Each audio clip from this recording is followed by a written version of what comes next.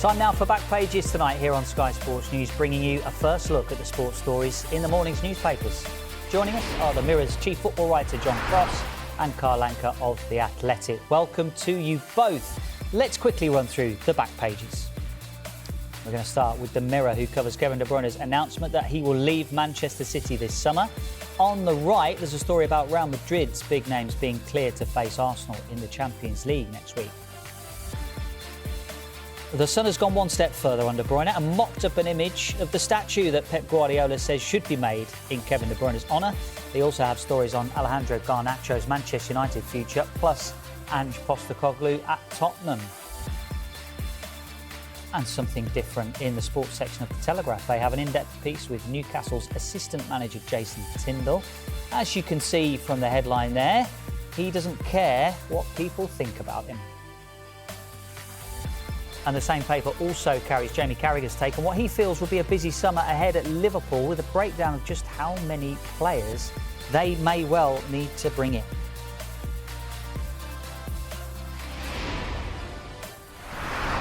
We have the Mirror's chief football writer John Cross and Carl Anka of The Athletic, both with us on Back Pages tonight. Welcome once again to you both. Let's start with Kevin De Bruyne and this announcement that he is going to be leaving Manchester City after an incredible decade at the club, winning everything there is to win. And Pep Guardiola, on the back of the Mirror, John, saying that he would like Kevin De Bruyne to stay until at least the end of the Club World Cup. If you were able just to sum up, it's quite a lot to sum up, but what has Kevin De Bruyne given to Manchester City? I just think he's been such a key part of the Guardiola era at Manchester City, when I think that City have established themselves really as the most entertaining, arguably the most successful in condensed period of time of the league. I think he's been an elegant player. His record of assists and the way that he dominated games. I mean, listen, we are talking about a player that I would say the last couple of years, clearly, Father Time, as it does to all of us, catches up and then basically not quite as effective. Injuries take their toll.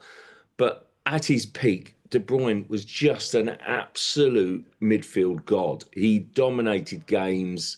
I do think for a period of time, he was unquestionably the best player of his type in the Premier League, arguably the world.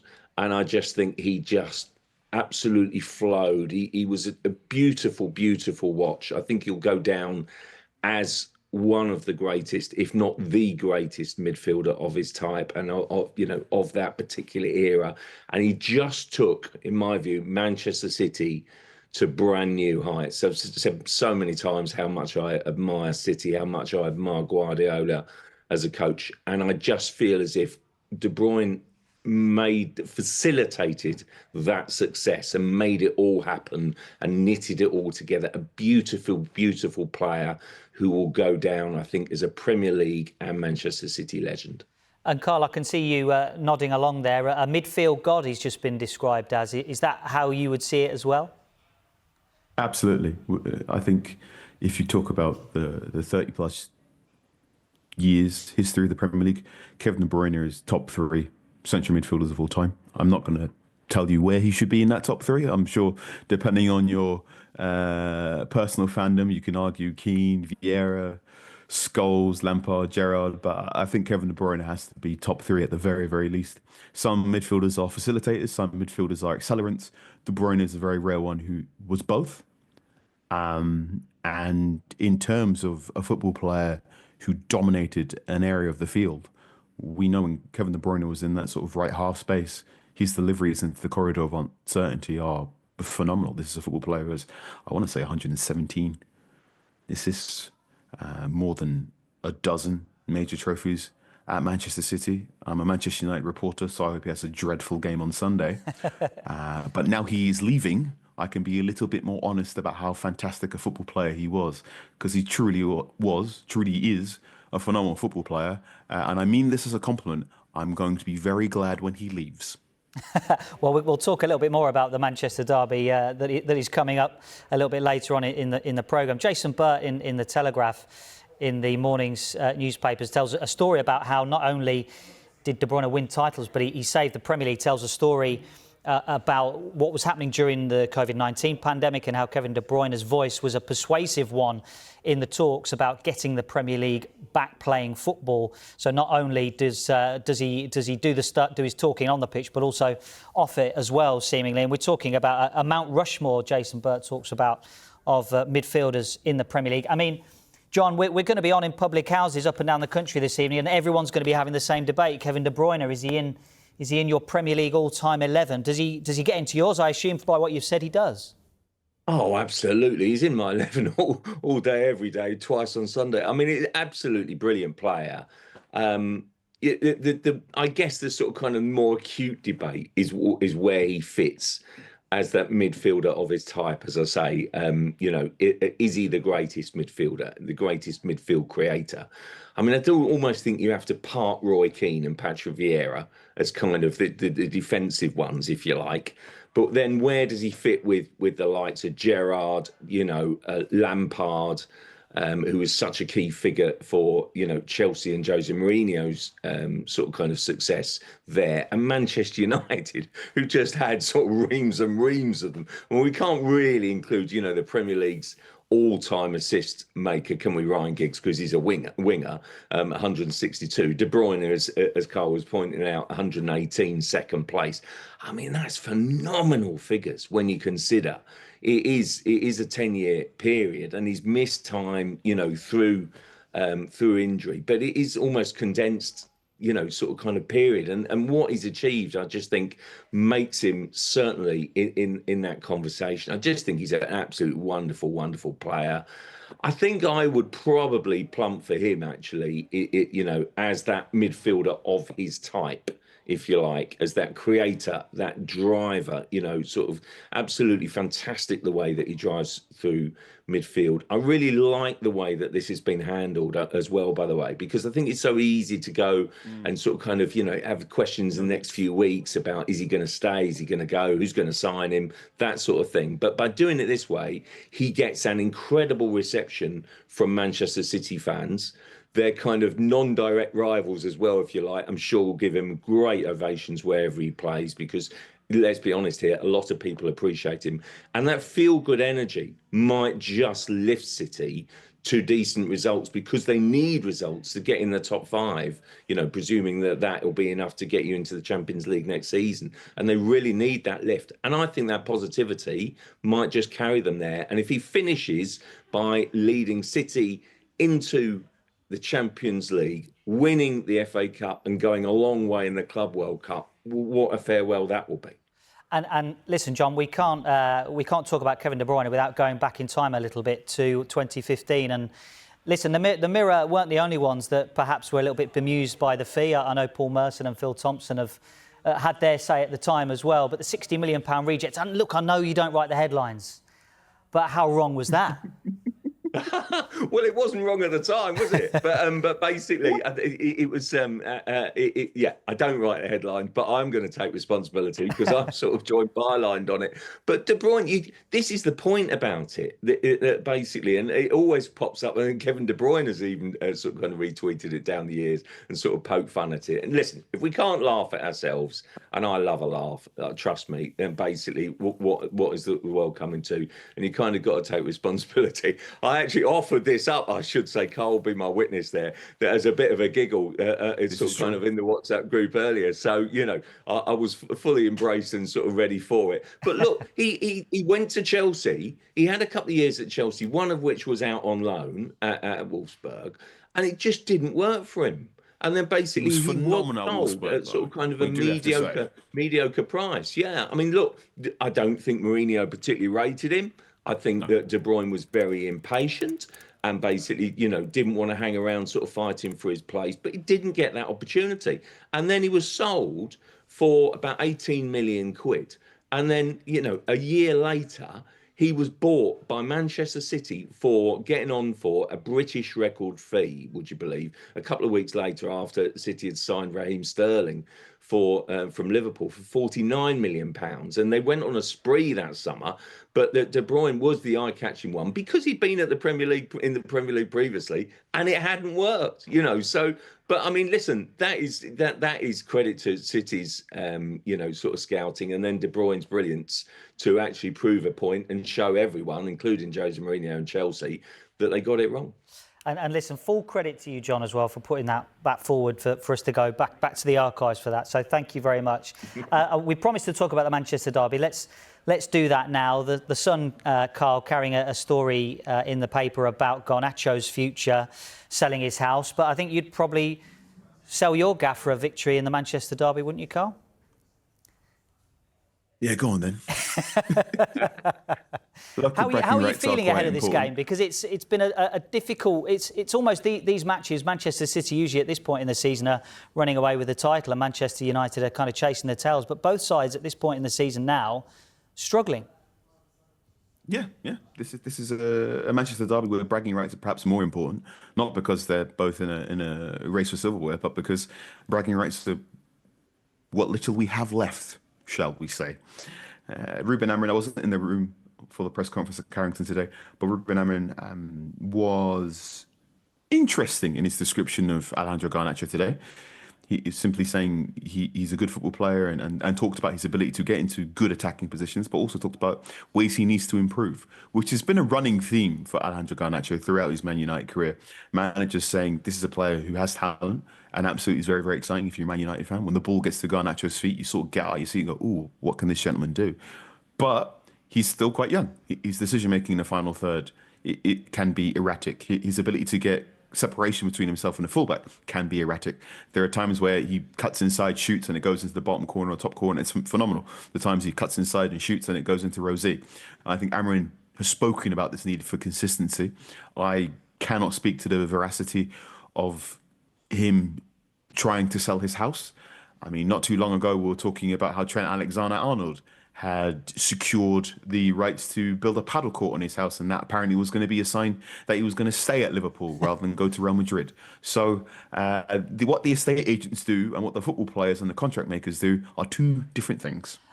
And Ruben Amorim has been quoted in his news conference today, Carl, as well, saying, he is in a hurry to get things right at Manchester United. He's been in charge now for 5 months. What have you seen that he's got right in this opening period of his managerial reign? Well, he's a very charming talker in the press conferences. I'll give him that. He's an honest talker in the press conferences, and I'm sure John will attest to that. If you give him an question, he actively listens, and he doesn't give you a boilerplate answer, which is great if you need copy. We know about his fondness for the 3-4-3. We know that he's not going to deviate from this 3-4-3, which clarifies what Manchester United want to do and what sort of process they'll have to do between now and 2028. If they want to be a successful football team with him in charge, they're going to need to buy wing-backs. They're probably going to need to buy a centre-forward. They're probably most definitely going to need to buy more athletic central midfielders. Can Manchester United do that in the 2 to 3 transfer windows under Ruben Amorim when they have all these PSR, FFP considerations and not too much money in the bank? I don't know. I'm pulling a face. Various things to that consideration. I will say he had done very good work in encouraging Amad Diallo to be a phenomenal attacking football player in a way that Erik ten Hag didn't find a way to do earlier this season. John, what do you make of Ruben Amorim in these last 5 months? I like him, Carl. I really do. I think he's always got something to say. I've got to say that I did think he'd make more of an impression. I do feel that one of his weaknesses is that formation. Should he be more flexible? Because if you haven't got the players to play that system, can you really make it work? That would be the failing. I look at the results and I just can't get my head around some of the results and the inconsistencies. But I have seen enough to make me believe that given time and crucially some transfer windows, that this is a guy that I believe has got the potential to get United on a long-term path to success. But anyone that thinks next season they're going to rock up and be title challengers is just fooling themselves. All you can expect next season is signs of improvement. And at the moment, there haven't been enough.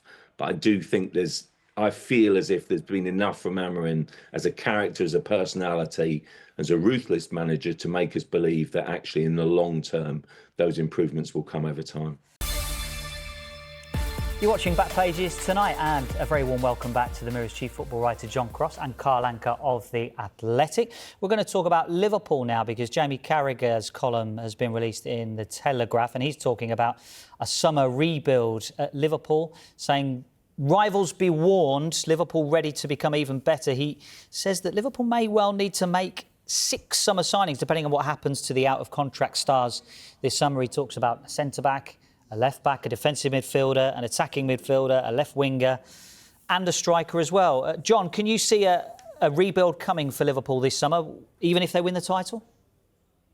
Well, I can. I always think that the best title-winning teams generally build on their success and get even stronger. And so basically, I always think the best time to blend new players in is into a successful winning team because it's so much easier to find your feet and so on. What I would say, in fairness to Jamie, I'm a huge fan of Jamie. I think he's excellent pundit, both on the TV and his reads in the Telegraph are excellent, unmissable. The point about the 6 players is kind of almost halfway down the copy. You know, I'm not saying he's buried the line. Please don't get me wrong. But it's not the thrust of it. But basically, he's sort of saying that this Liverpool team to go again, you know, that they'll have to cope with kind of a bit of a rebuild. But I do think knowing Jamie and how sensitive he is sometimes, I'm sure he probably will be slightly alarmed sometimes if we're suddenly saying, oh, they need 6 for next season to be successful again. I mean, blimey, they've blown absolutely everybody away this season, but they could lose, arguably they could lose 3 key players here. And so then they probably would need 6. But I think we're probably thinking that Trent Alexander-Arnold go to Real Madrid. The other 2 might stay, who knows, but they still haven't secured them yet. But they have been so much better than everyone else. And yet I do feel as if he picks on a point here. Surely they'll probably sign another left back. Andy Robertson's been fabulous for them, but probably needs a new level of competition. I do wonder whether then kind of, they strengthen the midfield again. Do they need a new structure up front in terms of maybe they'll offload Nunes and get a centre forward in? But I tell you what, it should frighten the rest of the Premier League if Liverpool do buy well and they sort of kind of have to replace with great quality because they've been streets ahead of everyone else. They've embarrassed some of their title rivals. Arne Slot has been absolutely magnificent in what he's done in that squad rotation and squad management. So he really knows what he's doing. And I tell you what, if they strengthen significantly this summer, as Jamie is suggesting, then wow, there'll be an even more awesome threat next season, I think. Jamie is as passionate as they come, I'm sure he'll say, about Liverpool. And Carl, Jamie says we're watching a very good Liverpool team on the brink of greatness. Now, there's been some really great Liverpool sides down the years. Does this side feel to you that it is on the brink of doing something special? Perhaps. This is a good Liverpool team. I don't think this is as great in the same way that Jurgen Klopp's 1920 team was. I also don't think it is great in the same way that some of Jurgen Klopp's losing teams were, because I mean, if it wasn't for John Stones' intervention when the ball is an inch over the line, an inch more, City would have won a title. And I think Jurgen Klopp's team from 21-22 is also fantastic. Look, we know this Liverpool team is good. We know that this Liverpool team is able to hit a higher gear in a way that Arsenal have not been able to, in a way that Manchester City has not been able to. We also know, as John has so eloquently outlined, this Liverpool team needs some surgery if they're going to go back to back. But that's been well known for a while now. We know that Liverpool have been in the market for a number 6 for quite some time. They made a bid for Moses Caicedo when it's at Brighton for more than 100 million. They made a bid for Romeo Lavia. Both of those players went to Chelsea. We know they perhaps had a conversation with Zubimendi at Real Sociedad, but he's not there. It's due to the brilliance of Arne Slot in realising that Ryan Gravenberch can be retrofitted into a number 6 after his exerts as a number 10 or as a number 8 at Ajax and Bayern Munich. That's been exceptional. However, like John has said, they definitely need an upgrade at left back. Andrew Robertson is maybe 1-2 season too far. They're going to need to do something at right back because Trent Alexander-Arnold is likely to depart. Depending on what happens with Mohamed Salah, you're probably going to have to do some work on your entire right flank, Because while I think Conor Bradley's brilliant, you need to figure out how that side is going to work. And if you're going to get someone in at left back, you're probably going to need to have a look at who's going to be playing on a left wing as well. Because Luis Diaz is perhaps not the football player he used to be after a knee injury. We've talked about Darwin Núñez. We've talked about Diogo Jota as well. There is absolutely scope for Liverpool to go out there, sign 6 football players in this summer. However, ... When have you ever seen a top Premier League team buy 6 brand new top tier football players in a summer window? I think what's more likely to happen is you're going to see 3-ish brand new starting lineup players, and then you'll slowly begin the gradual change as it goes from being a Klopp squad to an Arne Slot squad. Yeah, and it will certainly depend on who departs the club this summer as well. And I absolutely want to point you in the direction of an interview done with Jason Tindall, Eddie Howe's assistant at Newcastle, by Luke Edwards, a Northern football writer at The Telegraph. Now, Jason Tindall almost has his own persona at Newcastle. The Newcastle fans obviously love him. Opposing fans, maybe opposing managers, can find him a little bit antagonistic, potentially on the touchline, but it's a great interview with Jason Tindall. He says, I don't care if I'm upsetting people along the way. People will probably judge the way I look, what I wear and how I behave. None of this is new to me. I don't give a, insert your own word there, what people think and what people say, because I'm confident in my own skin. I'm confident in what I do. If you don't know me, what you think doesn't matter in the slightest. I wonder, John, whether the persona that he has actually takes a little bit of the distraction away from how good a coach he is at Newcastle and how much Eddie Howe relies on him. Yeah, I think you've hit on a really good point there. I mean, I'll tell you what, it's a terrific read, as you say. I really, really like it. Luke Edwards is one of the most passionate guys around. You know, I'll tell you what, he's probably put in for bat on this about the amount of times that he tweets about Jason Tindall, really. I think there's kind of a bit of a man crush going on there. Really, really likes him. And listen, we're probably guilty, you know, of basically talking about Jason Tindall in the media as such. We really do highlight this guy. Listen, he is in your face and he is sort of kind of very noticeable on the touchline, you know, kind of with this kind of almost Permatan and, you know, sort of always being there. And sometimes you could see that sort of kind of Eddie Howe looks across at his number 2 and goes, oh, what's he doing now? You know, and kind of just getting on with it. But I really, really like it. I think it's great. He details how, you know, the headline says there, you know, we're not mates. This is a marriage. It's a football marriage. We're 17 years together. We have this understanding. And Tindall, don't forget, had a year, sort of, didn't he, sort of kind of managing Bournemouth. So, you know, which didn't quite, you know, go his way, really. And here they are back together. And they're absolutely brilliantly linked. I think they're a great, formidable duo. And I think they're terrific partnership. And it's really nice, I think, to kind of understand where Tindall's coming from. Absolutely. Newcastle are the Monday Night Football away at Leicester, live on Sky Sports as well. Carl and John, thank you very much for your time here on Back Pages tonight.